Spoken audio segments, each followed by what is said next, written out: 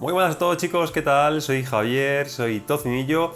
Bienvenidos otra vez a una review de AV Passion. En esta ocasión estamos con la Hisense Mini LED Gama UX. Vamos a ver qué nos ha parecido y bienvenidos a todos al canal. Bueno, primero comentar que muchísimas gracias a Hisense por la cesión de este producto y otros 4 televisores más o 5 que tenemos que analizar. Iremos poco a poco sacando las reviews. Comentaros sobre este modelo. Es un panel muy interesante, aunque con algunos puntos muy flojos, inexplicables, ¿vale? Que iremos analizando, como digo, en esta review. Y también una sensación un poco como de producto que no encaja en ninguna gama, ¿vale? Ahora lo entenderéis mejor cuando vayamos analizando un poquito más adelante. Como siempre, arrancamos con la introducción. Nos encontramos con un panel que vamos a empezar a hablar del diseño. Como veis, muy bonito, precioso, con un peso muy alto y unos acabados totalmente premium. Mientras hablo podéis ver, por ejemplo, la base, totalmente de metal, con un peso, como digo, muy alto, que se encaja en esa especie de recoge cables que veis también aquí en el vídeo, que recuerda mucho a lo que, por ejemplo, tiene TCL u otras marcas, que sirve para ocultar los cables por dentro, se pone la tapa trasera y por la parte de atrás veremos que todos los cables salen por un único sitio. Aparte de eso, podéis ver también dos drivers dedicados en la parte trasera, muy a los Samsung, con ese altavoz al aire, ¿vale? Y sobre el diseño, como veis, un televisor que tiene unos biseles un poquito más gruesos que otras marcas, también normal debido a que es un televisor que genera bastante calor y tiene muchas zonas, como veremos después, pero aún así el diseño es precioso. Fijaos por la parte lateral como está como abierta, dando una sensación como de aerodinámica bastante chula. Y además en la parte superior podéis ver los dos altavoces upfiring que tiran el sonido hacia arriba para que rebote. Y en general, como digo, una muy buena sensación de construcción. Como veis, también es más gordita de lo normal porque es un panel con tecnología Full Array Local Dimming. Para quien no sepa de qué estamos hablando y sois principiantes en el canal, los televisores LED se categorizan en función del tipo de retroiluminación que tengan. En este caso, como digo, televisor FALT o Full Array, que destaca porque todos los LED se colocan en la parte trasera y el televisor tiene una serie de número de zonas que son capaces de encender y apagar esos LEDs, ¿vale? Cuantas más zonas mejor, porque más precisión va a poder tener a la hora de mostrarnos un elemento brillante sobre un fondo negro. Pero aparte de eso también es importante el tipo de LED. En esta ocasión, como bien sabéis, utiliza tecnología Mini LED, ¿vale? Lo anuncia bastante claro el fabricante por todas partes, que tiene una serie de ventajas como mayor brillo, mayor precisión, porque son mucho más pequeñitos, con lo cual pueden enfocar, digamos, el haz de luz mucho más preciso con un LED más grande. Y además se pueden colocar más en todo el panel, con lo cual pues tienes bastante ventajas. Para acabar, también se genera el color a través de una serie de filtros conocidos como nanopartículas, trilúminos, quantum dots, en fin, los fabricantes dan diferentes nombres, pero son esas nanopartículas en las que incide la luz, la onda cambia de longitud y genera diferentes colores, con lo cual tenemos un volumen cromático más elevado que con un filtro tradicional. La clave de todo lo tenemos en el panel, tipo de panel. Hemos hablado de tipo de retroiluminación, tipo de LED, ¿vale? Hemos hablado también de la generación de color y nos falta el tipo de panel o matriz del panel. En esta ocasión, por eso decía que tiene un fallo inexplicable, utiliza un panel IPS, ¿vale? O ADS según otros fabricantes. Este panel es el panel que menos contraste tiene de todos los paneles. Por delante de él tendríamos el VA que quintuplica o sextuplica el contraste nativo de un panel IPS y por encima teníamos el panel OLED que ya el contraste es infinito, con lo cual hablamos del peor de los tres paneles. Eso, como veréis en la review, se traduce en que, aunque tiene muy buen control del local dimming, con lo cual tenemos poco blooming y tiene un muy buen nivel de brillo, todo se va al traste en muchas escenas por el uso del panel IPS, que nos falta esa sensación como de profundidad que solo puede ofrecer el contraste elevado con un panel VA o panel OLED. Sin adelantarnos un poco antes de meternos ahí, vamos a comentar un poquito también qué nos ha parecido el sistema operativo. Este es un sistema operativo llamado Vida. En mi opinión, es un sistema operativo que me recuerda mucho al de Panasonic, ¿vale? Que es el My Home Screen. Tiene sus mismos puntos fuertes, es decir, es un sistema operativo cerrado, con lo cual la optimización es perfecta porque está creado por el fabricante del televisor, con lo cual el hardware y el software están en una simbiosis perfecta. Es muy rápido, no se cuelga y, como veis en pantalla, se puede personalizar prácticamente todo el tema de intrusismo de anuncios, envío de diagnóstico de datos, anuncios personalizados, política de privacidad de datos. Todo esto se puede personalizar bastante fácilmente, aunque a nivel de personalización del sistema operativo es bastante pobre, ¿vale? No podemos tocar ninguna de las filas, ni ordenar las apps, ni ordenar las filas, ni quitar recomendaciones de algunos servicios que no vamos a utilizar, etcétera. Con lo cual tiene bastante buena pinta en ese aspecto. Pero al igual que le pasaba al de Panasonic, tiene su mismo punto débil, y es que tiene poca compatibilidad. Entre ellas estamos, como veis en falta, mucho la ausencia de Max, anteriormente HBO, y también la ausencia de otras aplicaciones como por ejemplo Spotify. No están, con lo cual para ver ese tipo de servicios necesariamente tenéis que pasar por un dispositivo externo, por HDMI, lo cual le resta bastantes puntos al televisor. Junto con el panel IPS son dos de los puntos más flojos que tiene esta UX. El mando a distancia, como veis, me ha gustado mucho, un mando muy bien terminado, que destila calidad, que no está hecho en aluminio, pero no notas ese tacto plasticoso de los mandos baratos. El tamaño lo veo perfecto, tenemos todos los números y botones de acceso directo necesarios para manejar el televisor. A nivel de conectividad, para acabar la introducción, comentaros que parece ser algo común de las marcas, tanto TCL como Sony, como Panasonic, como ahora Hisense, optan por dos puertos HDMI completos 2.1 y dos HDMI 2.0 de 18 GB por segundo. Vamos a lo más importante, como siempre en AuePassion, que son los aspectos de imagen. Ya hemos analizado el tema del panel, vamos a empezar primero por la electrónica, ¿vale? Por el movimiento, escalado y procesamiento de las imágenes. Para ello tenemos tres clips, como siempre. Empezamos por, esta vez, el movimiento. Para ello ponemos Capitán América y la verdad es que el movimiento me parece muy bueno. De hecho, la electrónica de este televisor, o de la marca en general, me parece muy buena. Me parece que está un pasito por encima de TCL, con lo cual, enhorabuena a Hisense, me parece que tiene una electrónica muy buena.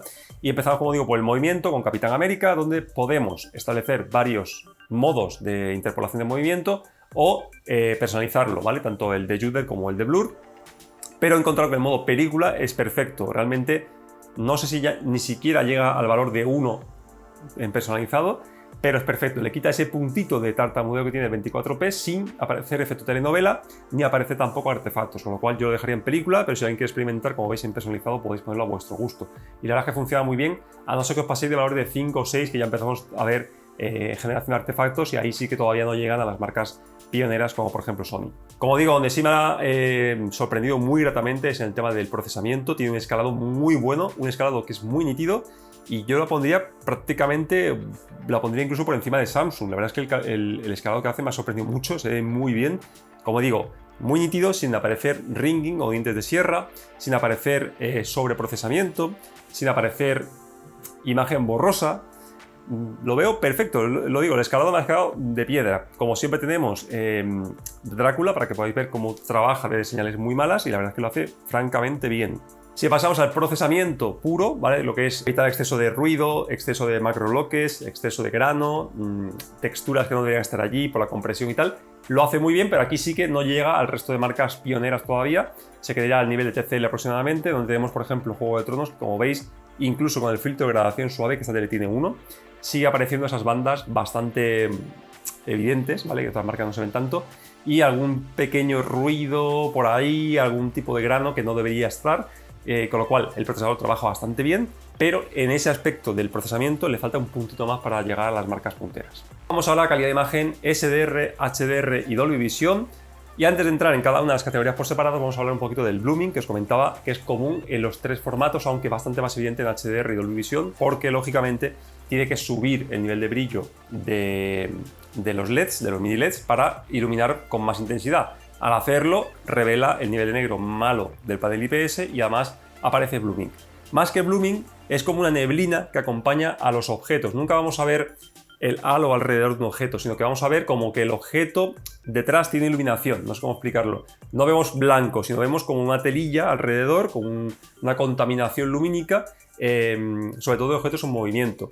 Porque además, otro aspecto que, como veis, descubierto, por así decirlo, es que tiene un pequeño lag en el cambio de zonas. Es decir, si hay movimientos rápidos, sobre fondos negros sobre todo, la zona tarda en encenderse de un objeto a otro, con lo cual podemos ver como una estela, ¿vale? Es típico de algunos sistemas de retroiluminación, y aquí lo he notado.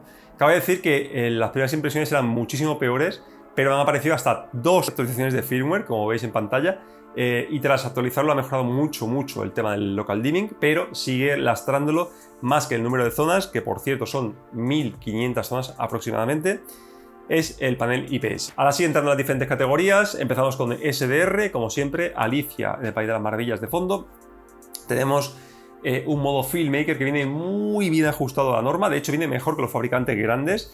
Me ha gustado mucho que si entras en los menús ves que está todo desactivado, incluyendo el filtro de gradación suave, todo viene a la norma. Y medido con sonda, viene con muy poco error en SDR. En el caso de esta unidad le faltaba un poquito de azul en el balance de blancos, pero nada grave, y me ha sorprendido mucho que venga tan bien. Eso se traduce, como veis, en Alicia en el País de las Maravillas, en que todo se ve como el director quiso que se viese en un dispositivo de visualización. Vemos las caras de Alicia, del conejo, de los hongos, del césped, se ve todo natural, sin parecer sobreprocesado en cuanto a balance, ni que un color tire más que otro, ni tampoco saturación excesiva, con lo cual en SDR me ha parecido de las mejores teles que he analizado este año, con lo cual me sorprende muchísimo. HDR y Dolby Vision ya son harina de otro costal. Tenemos, aunque pongamos el modo Filmmaker y en Dolby Vision pongamos el Dolby Vision oscuro, tenemos un pequeño problema, y es que la curva EOTF no la sigue de forma escrupulosa, no la sigue de forma normativa, sino que se sale por la parte izquierda. Cuando eso ocurre, quiere decir que la tele está mostrando más brillo del que debería y toda la imagen pierde profundidad, se lava, ¿vale? Porque un objeto o la escena media tiene que brillar 200 nits y la tele nos la está mostrando a 400 nits, se quema, ¿vale? Viene bien para entornos iluminados porque nuestro ojo es capaz de ver menos detalle en sombra, con lo cual nos va a gustar más la imagen, pero si estamos en una escena en una habitación totalmente oscuras, vamos a ver cómo se lava la imagen. Vale, esta presentación del HDR lo llevan haciendo varios fabricantes muchos años y es una especie como de truco barato para hacer más llamativa la imagen HDR. Todo brilla más, todo te llama más la atención, pero a la vez es todo más irreal y, como digo, si prestas atención, se lavan los colores, se lava el blanco. De hecho, aquí tenéis, por ejemplo, esta demo que he usado para activar el mapeo tonal, y lo que hace el mapeo tonal es todavía subir más brillo, aún quema más la imagen, y sí que ciertos aspectos de los detalles especulares los recupera, pero como digo, a la vez los quema, es una cosa como muy rara. Entonces el HDR no me ha acabado de gustar, lo de la curva y el mapeo tonal, que para mí no funciona para nada, con lo cual tenía que estar desactivado. Con lo cual tenemos el problema de que es complicado de calibrar, tenemos que estar jugando con la gama, con el balance de blancos, y no sé yo si vamos a poder conseguir que la tele quede perfecta en la curva de UTF, con lo cual es una cosa de ideología de la marca y debería, por lo menos en el modo Filmmaker, ser más estricto y adecuarse a norma. Bueno, después de toda retaíla de datos técnicos, a nivel HDR la imagen se ve muy bien, con ese exceso de brillo, con ese problema del blooming en algunas escenas y objetos, pero en general se ve muy bien, se ve brillante, se ve con un color saturado, que seguramente es una tele que yo creo que va a gustar a mucha gente que no sea tan experta, porque llama mucho la atención. El tema de los negros y del blooming, si no estáis en un entorno en oscuridad, seguramente la gente no se dé cuenta, y el tema del brillo a la gente le va a gustar más que si viene con el modo anormal, con lo cual, como digo, es una tele como pensada un poco para el usuario no tan experto, ¿vale? En mi opinión son puntos negativos, pero es probable que a alguna gente le guste. Mientras hablo, pues veremos en la habitación oscura, como veis, cuando el objeto es grande, no hay problema porque todo el negro se convierte en negro puro, el panel, aunque sea IPS, no está encendido, con lo cual no vemos ningún problema. Pero cuando hay objetos brillantes sobre fondos negros es cuando empieza a aparecer el problema del blooming que he comentado, como por ejemplo la escena de Expediente Warren, sobre todo en HDR. Aparte de eso, tenemos también que comentaros que la implementación del Dolby Vision es sorprendentemente buena, no le noto diferencia con el HDR, lo cual es de las primeras marcas junto con Panasonic que veo que el Dolby Vision está muy bien implementado.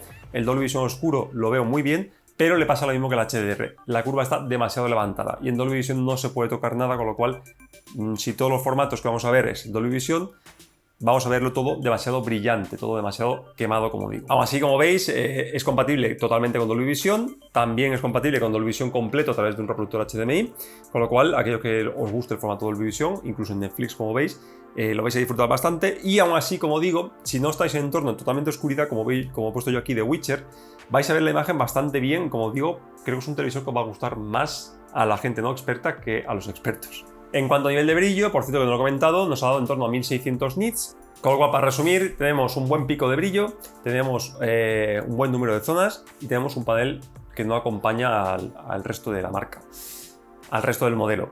Curiosamente, os decía que es un modelo que cae en tierra de nadie, porque tenemos la U8N, que ya habéis visto el análisis seguramente, y como veis es casi la misma tele, con el mismo número de zonas, el mismo nivel de brillo o incluso más, y tiene panel VA, con lo cual esta tele, que es más cara, está mejor construida y demás, utiliza peores características técnicas. No entiendo muy bien quién va a comprar una UX teniendo la U8, que es superior en todos los aspectos, así que es una tele que han sacado y que no tiene ningún sentido, bajo mi opinión, este modelo en 2024. Y bueno, para acabar vamos al aspecto de gaming. Jugadores, tenemos todas las características técnicas que uno podría desear. Tenemos también, como decía al principio, dos puertos HDMI 2.1, con lo cual podemos activar 144 Hz porque es compatible.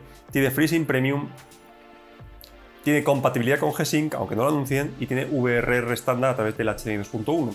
Con lo cual quiere decir que podemos jugar a 4K, 120 Hz o 144 Hz, HDR, con el croma completo y VR reactivado, sea el tipo que sea. Además, como veis en pantalla, tenemos un panel gamer bastante chulo. Podemos activar un montón de cosas, ver el tipo de género de juego, podemos cambiarlo, podemos ver los frames por segundo, si tenemos el VR reactivado. Podemos activar o desactivar diferentes tipos de input lag para mejorarlo. En definitiva, se juega muy bien y además otra ventaja que no había dicho de los paneles IPS es que es un panel más rápido que un panel VA, con lo cual para juegos puede venir un poquito mejor. Así que bueno chicos, pues si habéis llegado hasta aquí, muchas gracias por vuestro apoyo y por haber llegado hasta el final del vídeo. Comentaros que, conclusiones, tenemos puntos positivos, bastantes, buena calidad constructiva, tenemos un diseño muy bonito, muy estilizado, un sistema de sonido que me ha gustado mucho, la implementación, que no el resultado, que no lo he comentado antes, pero el resultado suena un poco como a lata. Teniendo tantos altavoces y tan bien distribuidos, le falta presencia al sonido.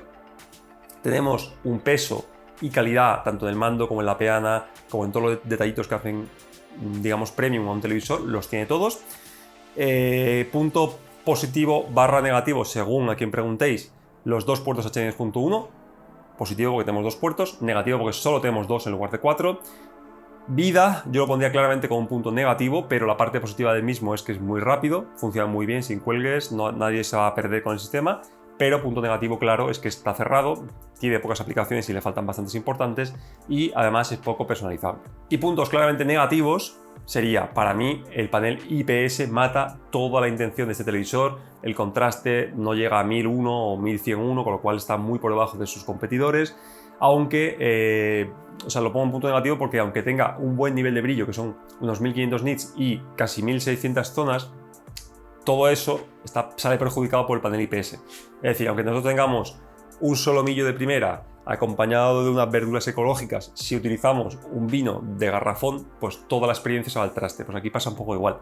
Tenemos muy buenas intenciones, todo se va al traste por utilizar un panel IPS que seguramente sea el causante de todo este tipo de blooming que estoy viendo y notando en este televisor y que la U8 no está presente, con lo cual, para acabar, el punto negativo más grande es que no tiene sentido este modelo, ¿vale? Tenemos un televisor, como digo, con buenas intenciones, pero que todo es inferior a la U8N, con lo cual no sé a quién puedo recomendarle un televisor como este, que si lo encontráis en stock, que es muy difícil de encontrar, es más caro que la U8N y es peor en absolutamente todos los campos, con lo cual es un televisor prototipo, en mi opinión. Así que bueno, pues hasta aquí el análisis de la U8N. Espero que os haya gustado, chicos. Como siempre, si os gusta, manita arriba para agradecer nuestro trabajo y dale click a la campanita para no perder los próximos vídeos, que ya hemos visto la U8N, hemos visto la UX, nos queda por ver la U7N y nos queda también por ver la Bravia 8, la Z95 de Panasonic y la S95D de Samsung. Así que tenemos teles para aburrir, como digo, todo el verano. Quedaos con nosotros, que iremos sacando una por semana por lo menos. Así que, como digo, si os gusta, dale click a la campanita para que YouTube os notifique todos estos vídeos que están por venir. Y también dale click a suscribiros para ver si conseguimos llegar al menos a 90.000 usuarios a final de año y quedarnos cerca de la meta, que son los 100.000. Así que, como siempre, será gracias a vosotros por vuestro apoyo y vuestras visitas. Y lo dicho, chicos, nos vemos en el próximo vídeo. Un saludo a todos.